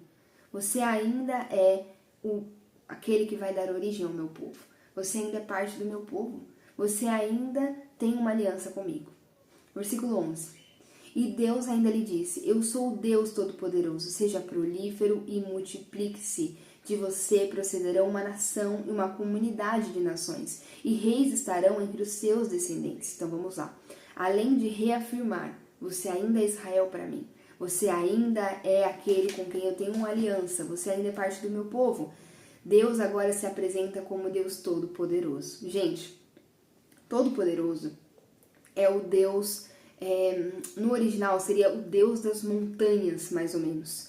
Essa imagem daquilo que é inalcançável, daquilo que é misterioso, daquilo que tem um poder ao redor, sabe? Na época, as pessoas entendiam que Deus morava num monte, né? As pessoas, assim, no ideal do povo, Deus era o Deus das montanhas. Os deuses, de forma geral, eles habitavam os topos das montanhas, eles tinham esse entendimento. Por quê? Porque era difícil você chegar até o topo de uma montanha, você podia morrer no caminho, tem toda uma questão climática, uma questão de oxigênio, então chegar até lá era um risco muito grande para a vida da pessoa. Então a montanha, ela envolvia um certo mistério. Além disso, a altura, né, envolvia esse poder, envolvia essa dimensão, essa magnitude que faz menção à imagem de um Deus. Então, quando Deus diz: eu sou o Deus Todo-Poderoso, Ele está dizendo: eu sou o Deus das montanhas. Eu sou aquele que detém todo o poder. Eu sou aquele que sou muito maior do que você imagina. Eu sou o Eterno. Eu sou o Criador. E, gente, Deus, Ele só se apresenta assim, num outro momento, para outro patriarca, para Abraão, antes de dizer para Abraão que dele descenderiam reis e nações. Esse é o único outro momento em Gênesis que Deus vai se apresentar como Deus Todo-Poderoso para um homem. Então, assim como lá em Abraão, dá a entender que Deus agora vai falar algo, Ele vai prometer algo, que não é qualquer um que pode cumprir com isso. E que talvez viesse na mente de Jacó: impossível. E aí Deus já começa dizendo: eu sou o Deus Todo-Poderoso. Eu sou aquele que pode fazer o que está te dizendo que vai fazer. E aí ele diz: seja prolífero e multiplique-se. Então Deus dá uma ordem: seja prolífero, multiplique-se, forme povos, que a sua família, que os seus filhos tenham filhos, e assim eles povoem a terra. você deve lembrar dessa expressão, seja prolífero e multiplique-se. Ela automaticamente resgata na nossa mente a ordem dada em Gênesis. Gênesis 1, 28, se eu não me engano, quando Deus cria o homem e a mulher e manda que eles se multiplicassem, que eles fossem prolíferos, que eles se espalhassem e subjugassem a terra. Deus recupera essa mesma ideia, porque é através dessa família que Deus vai dar continuidade ao seu plano, aos seus propósitos para a criação. Então Deus tinha um propósito para a criação desde o início. Deus desejava que as suas imagens ocupassem a terra, porque as suas imagens são seus representantes na terra. E uma vez que essas imagens ocupam a terra, a glória de Deus ocupa a terra. Deus é adorado com o viver dessas imagens. Então, o alvo de Deus era que o seu povo povoasse a terra, subjugasse a terra, que as suas imagens ocupassem a terra. Deus continua tendo esse objetivo, mas agora ele precisa construir uma família para ele poder vir ao mundo e nos salvar, para alcançar esse propósito. Então, quando Deus, assim, para Jacó, seja prolífero e multiplique-se, ele está retomando esse propósito que ele tem para sua criação e ele está mostrando que ele está trabalhando para alcançar esse propósito através dessa família. Então essa família deve continuar se multiplicando e sendo prolífera. Afinal, deles virá Israel, né? De você procederão uma nação, Israel, e uma comunidade de nações. Então, além de Israel, outras nações. Claro, gente, porque todo aquele que crê em Jesus Cristo tem a fé de Abraão. E todo aquele que tem a fé de Abraão, porque Abraão teve fé na promessa, teve a fé no Salvador, teve a fé no Deus da aliança, no Deus Criador, todo aquele que tem a fé de Abraão é um descendente de Abraão. Isso significa que Abraão tem descendentes de todas as nações. E aí lembra que Abraão é o avô de Jacó, né? E agora essa mesma aliança está sendo oficializada com Jacó.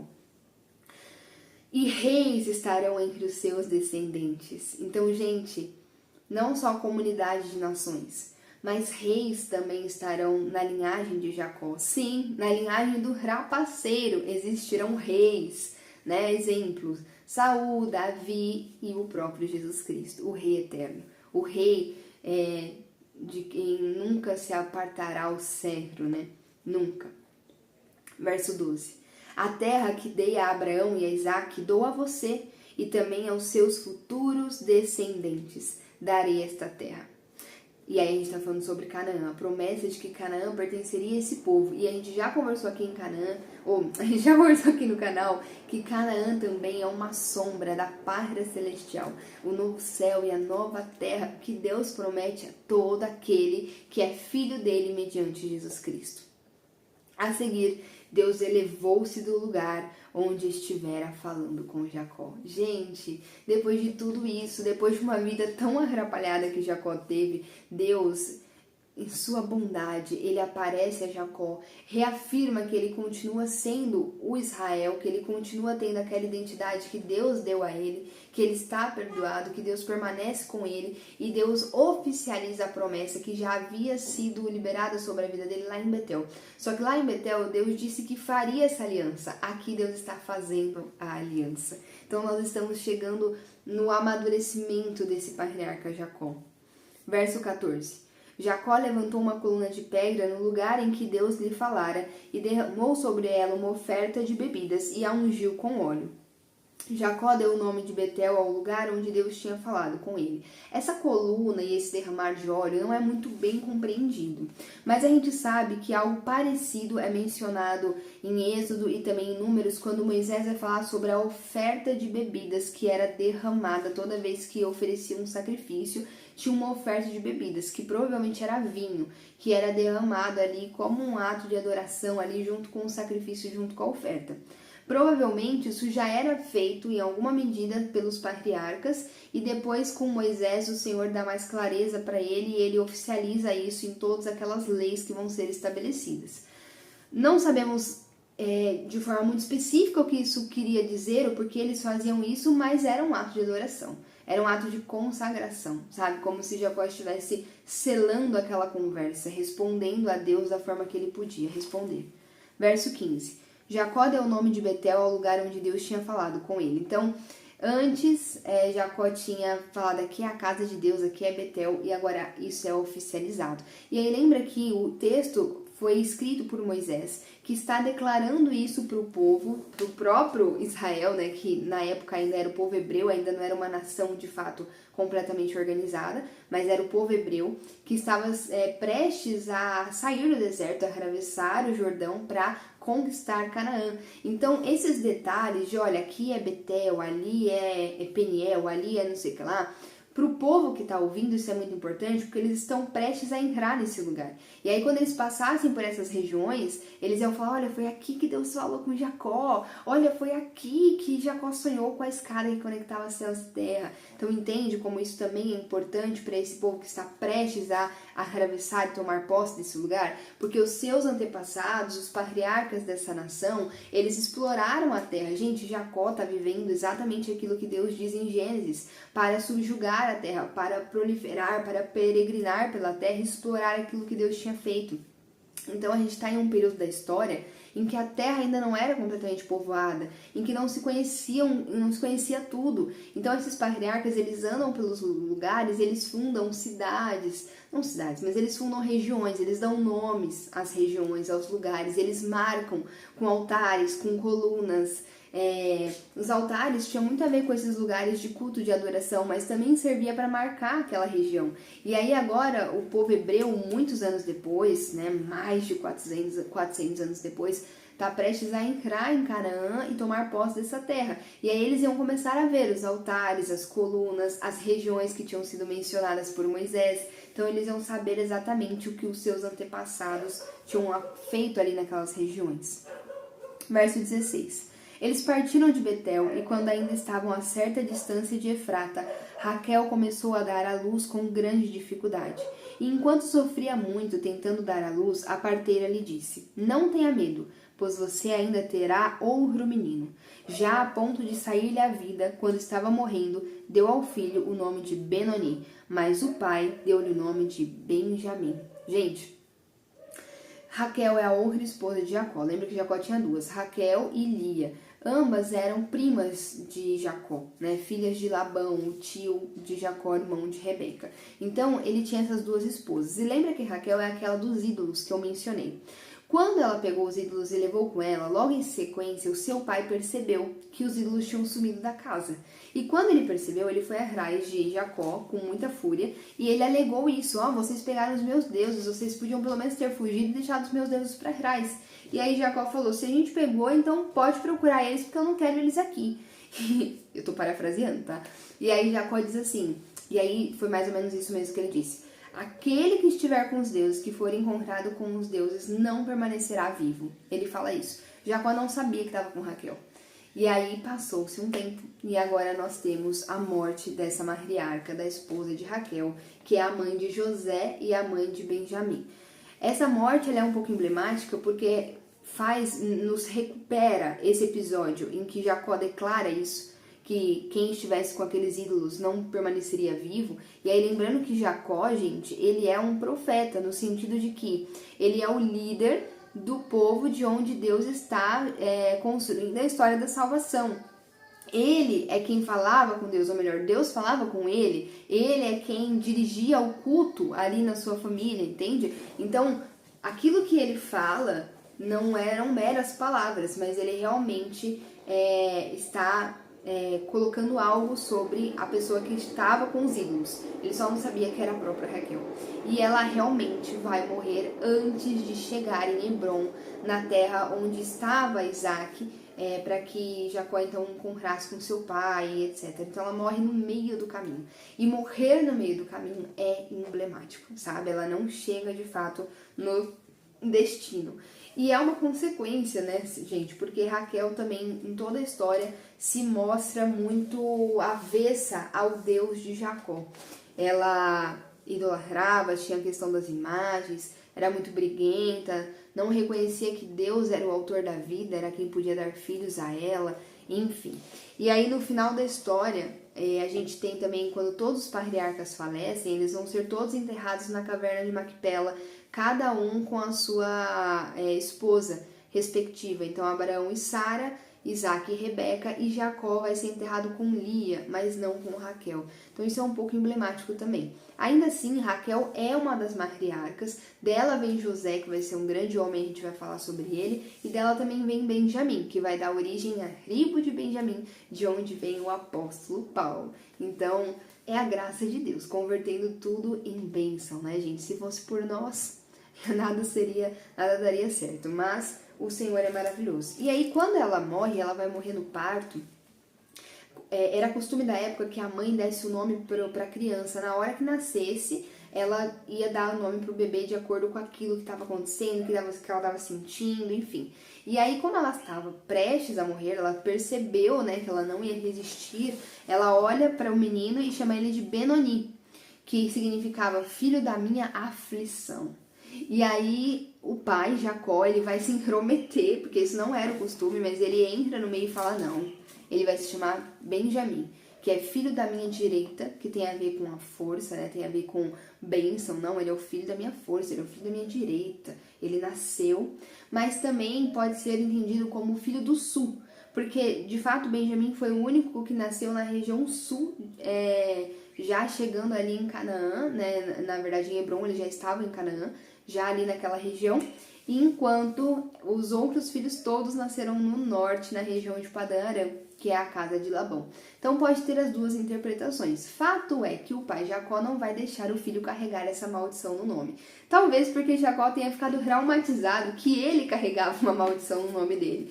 Lembra que Jacó é o rapaceiro, e Rebeca deu esse nome a ele porque ele tentou segurar o calcanhar do irmão na tentativa de nascer antes do irmão Esaú. E aí quando ele nasce, ele vai receber o nome de aquele que agarra pelo calcanhar, o rapaceiro. E Jacó carrega de fato essa maldição sobre a vida dele, ele se comporta de fato como um rapaceiro, o nome dele diz muito sobre a identidade dele. E quando ele tem um encontro com aquele homem que é a figura de Cristo, em Peniel, onde há a luta entre eles e ele sai redimido dessa história, ali há a mudança de nome, de Jacó para Israel. Então talvez Jacó tivesse pensado no momento, não, isso não vai acontecer com meu filho. O nome tem tudo a ver com a identidade, então eu não vou deixar que assim como fizeram comigo, façam agora com o meu filho. Pode ser que ele tenha pensado isso. E aí ele muda o nome de Benoni para Benjamim. E eu acho isso muito especial, porque como eu falei, o apóstolo Paulo vem da tribo de Benjamim,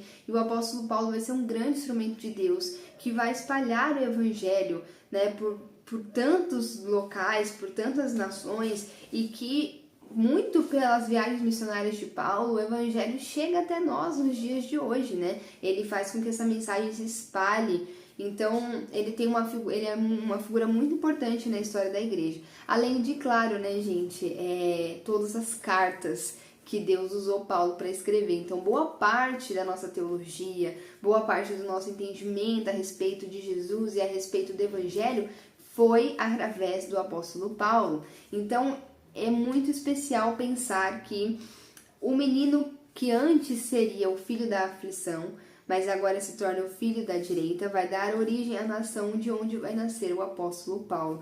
E aí, se você lembra da história do apóstolo Paulo, ele de fato era um filho das trevas, né, como todos somos, um filho das trevas que perseguia os filhos da luz, mas em um momento específico da história, ele vai ter um encontro com a própria luz, com o próprio Jesus, e ali ele vai ser redimido e vai se tornar mais um filho de Deus. E fazendo um jogo de palavras, o filho da minha direita, o filho da minha destra, né? Um filho da minha força, e não mais um filho da minha aflição. Gente, Raquel, vai falar agora, verso 19. Assim morreu Raquel, e foi sepultada junto do caminho de Efrata, que é Belém. Então, lembra, ela morreu no caminho, indo sentido Hebron para encontrar Isaac, e aí ela morreu no caminho de Efrata, que é um outro nome dado a Belém. Agora eu te pergunto, Belém não é um nome conhecido para você? Se você é cristão minimamente há um tempo, Belém é relativamente conhecido para você, porque em Belém nasceu um menino especial, o menino Jesus Cristo. Foi ali que Raquel morreu. Gente, onde a matriarca Raquel foi enterrada, onde a morte aconteceu, muitos anos depois, através da descendência dessa família, nasce um brotinho de esperança, né? Nasce um menino Jesus. Ele transforma todas as coisas. Verso 21. Verso 20. Sobre a sua sepultura, Jacó levantou uma coluna, e até o dia de hoje aquela coluna marca o túmulo de Raquel. Verso 21.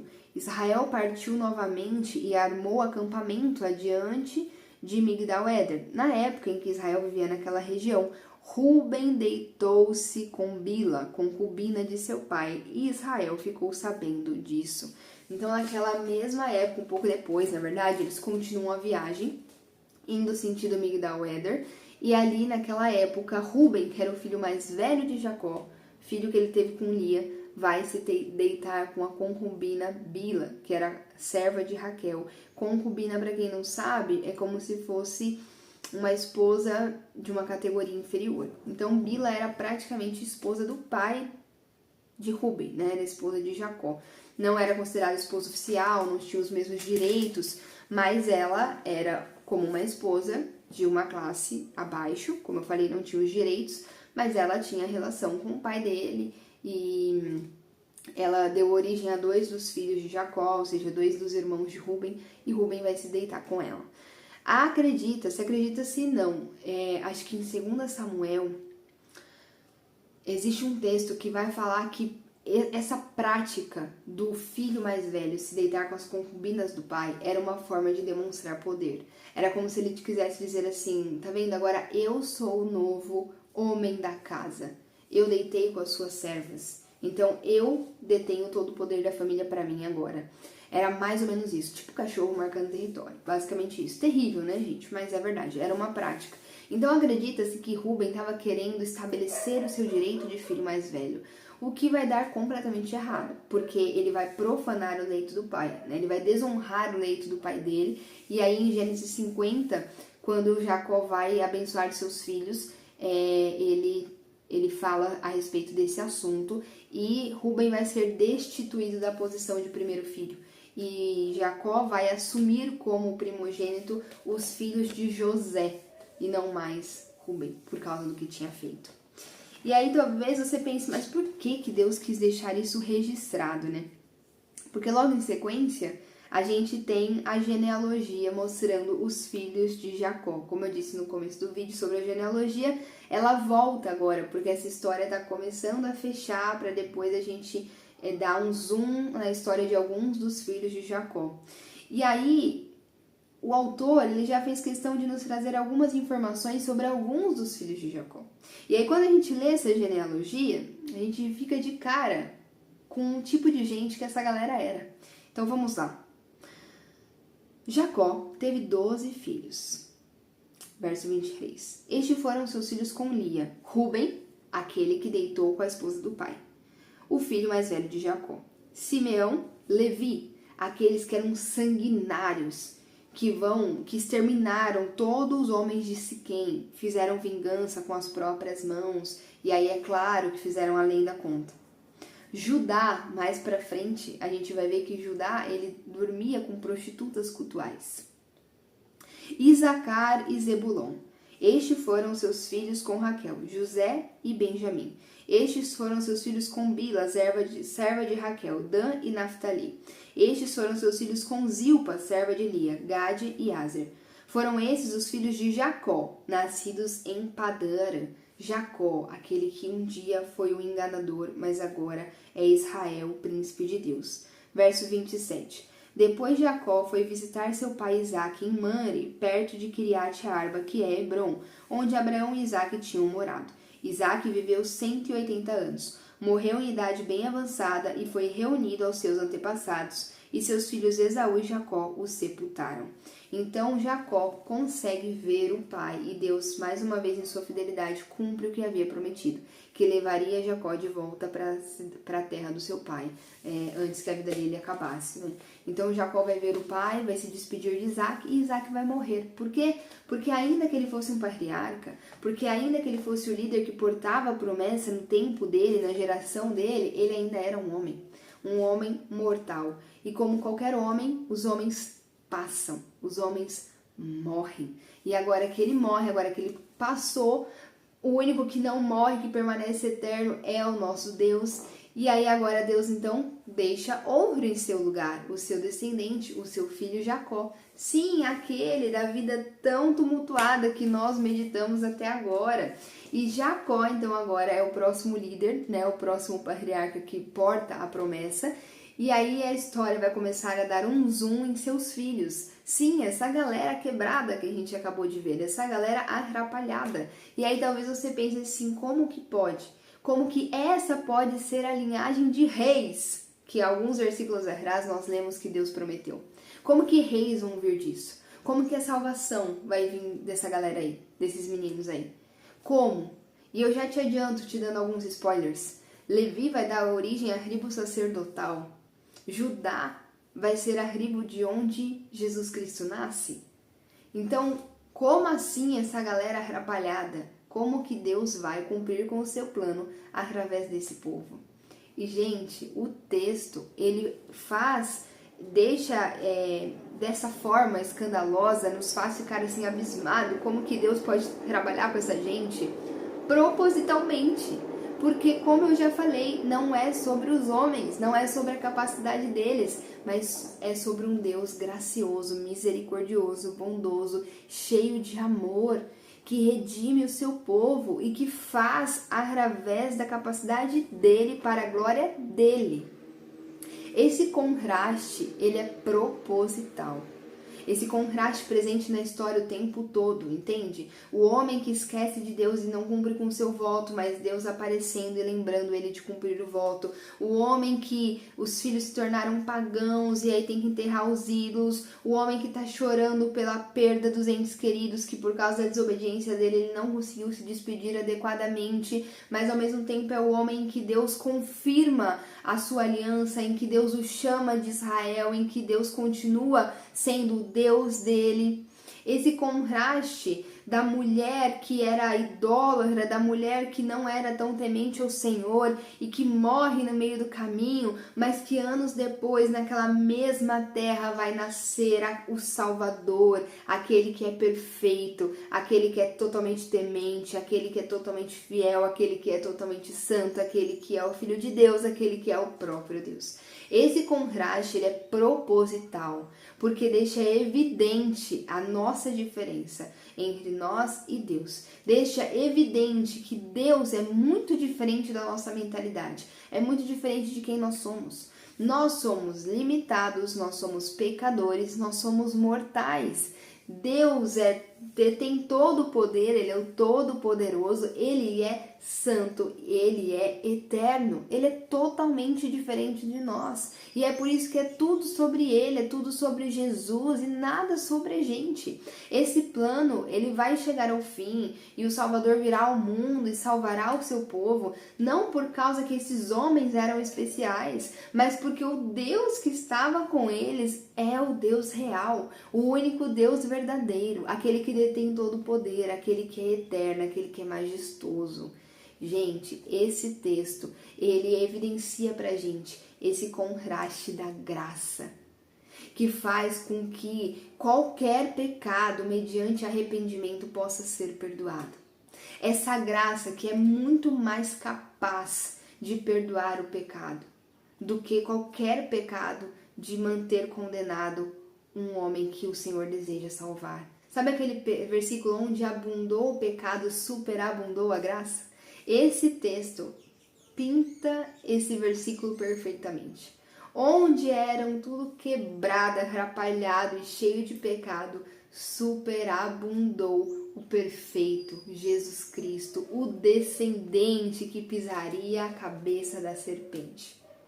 Gente, no vídeo de hoje, eu espero que você tenha conseguido talvez diminuir essa imagem atrapalhada que nós temos a nosso respeito.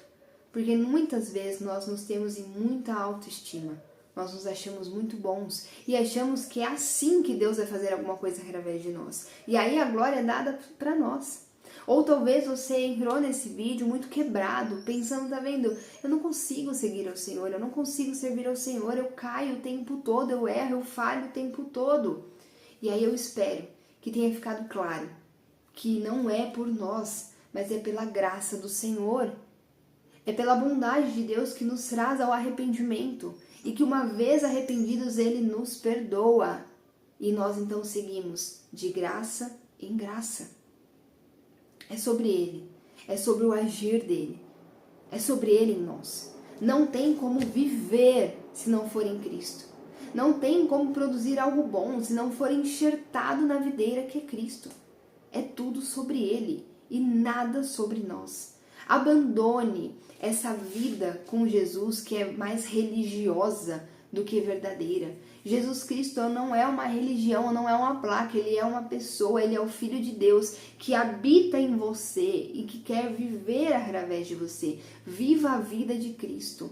Ou é tudo ou é nada. Morra com Ele e renasça nele e deixe Ele frutificar através da sua vida. Deixe Ele conduzir os teus passos. É realmente pela capacidade dele e nunca pela nossa. E isso nos traz paz. Isso tira o fardo das nossas costas. Não significa que a gente vai viver um evangelho mentiroso em que a gente sai fazendo o que a gente bem entende, em que não há temor. Não, não é isso. Mas significa que nós descansamos de que o Espírito Santo de Deus está trabalhando no nosso interior para concluir a obra que Ele começou e que Ele é fiel para concluir. Hoje nós ainda caímos, mas podemos nos levantar, podemos ser perdoados dia após dia. E chegará o dia em que essa obra será perfeita, quando seremos perfeitos como Ele é perfeito, quando o glorificaremos de forma abundante e completa. Que Deus te abençoe e até o próximo vídeo.